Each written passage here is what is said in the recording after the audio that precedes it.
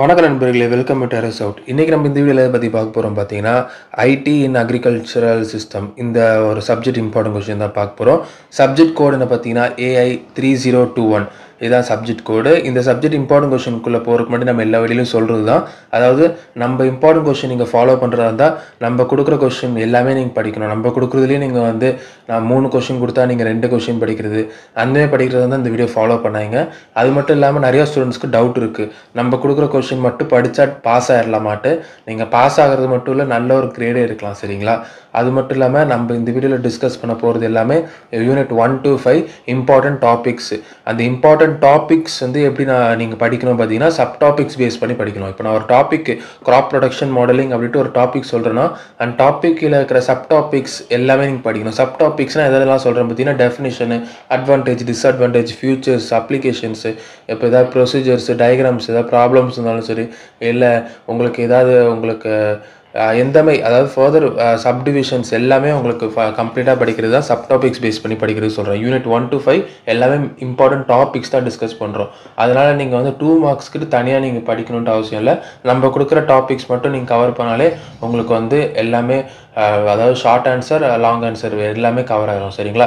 அது மட்டும் இல்லாமல் நீங்கள் நினைக்கலாம் நிறைய டாபிக் நம்ம கொடுப்போன்ட்டு, அப்படிலாம் இல்லை. ஒரு யூனிட்லுமே மேக்ஸிமம் 2 to 3 டாபிக்ஸ் தான், அதுக்கு மேலே கிடையாது. சரிங்களா?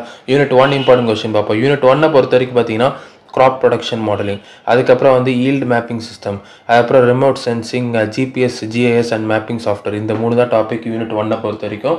இந்த 3 டாப்பிக்குமே நான் சொன்ன மாதிரி நல்லா தெளிவாக படிச்சிருங்க. 2 மார்க்ஸ் எல்லாமே தெளிவாக படிச்சிருங்க. இந்த 3 டாபிக் தான், 3 டாப்பிக்லேருந்து கன்ஃபார்மாக நீங்கள் எழுதிடலாம். அதேமாரி நீங்கள் சப்போஸ் ஒரு சுச்சுவேஷன், அதாவது ஒரு யூனிட்லுமே 2 2 மார்க்ஸ் கேட்குறாங்களே, அந்த 2 மார்க்ஸ் ஒரு 2 மார்க் எழுத முடியாதமே இருந்துச்சுன்னா, நீங்கள் வந்து இந்த அந்த பர்டிகுலர் யூனிட்டில் ஒரு 3 டாபிக் நீங்கள் புரிஞ்சு படிச்சிருப்பீங்களா, அதை ரிலேட் பண்ணி பேஸ் பண்ணி நீங்கள் அந்த ஒரு பர்டிகுலர் தெரியாத 2 மார்க்கையும் நீங்கள் அட்டன் பண்ணணும். சரிங்களா? தெரியல, ஆன்சர் தெரியலட்டு எதையும் நீங்கள் வந்து விட்டு வரக்கூடாது, எல்லாமே நீங்கள் அட்டன் பண்ணணும். சரிங்களா? அதனால் எல்லா ஆன்சருமே நீங்கள் எல்லா கொஷினுக்கும் எல்லா ஆன்சருமே நீங்கள் கரெக்டாக பண்ணணும்.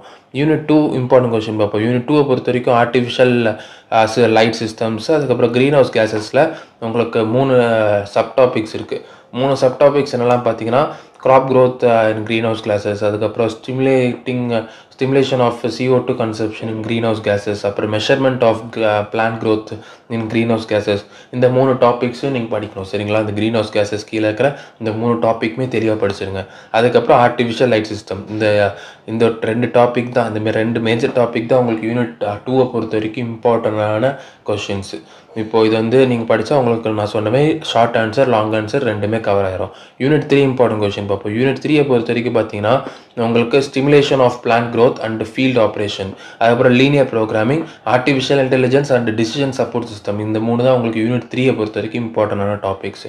யூனிட் 4 பார்ப்போம். யூனிட் 4 பற்றி பார்த்தீங்கன்னா, global climate model and their potential for climate forecasting, அப்புறம் climate variability and seasonal forecasting, அப்புறம் வேர்ல்டு கிளைமேட் சிஸ்டம். இந்த 3 தான் கிளைமேட் பற்றி டோட்டலாக படிப்பீங்க.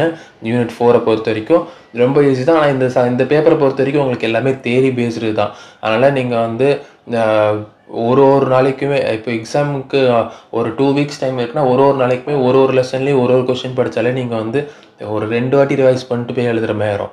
இப்போ நீங்கள் 1 டே முன்னாடி இந்த வீடியோ பார்க்குறீங்க, எக்ஸாம் ப்ரிப்பேர் பண்ணுறதுக்கு இன்னும் ஒரு நாள் தான் இருக்குது, நாளைக்கு காலையில் எக்ஸாம் அப்படின்னா, இன்றைக்கி ஒரே நாளில் நீங்கள் எல்லாமே படிக்கணும் அப்படின்னா, நீங்கள் வந்து கொஞ்சம் நிதானமாக ஒரு கொஸ்டினுமே ஒரு யூனிட்லையுமே 1 hour நீங்கள் எடுத்துக்கிட்டு 1 hour ஒரு யூனிட் படிங்க, 1 hour கொஞ்சம் ½ hour ரெஸ்ட் எடுங்க, அதுக்கப்புறம் திருப்பி 1 hour படிங்க, அந்தமாதிரி படிங்க.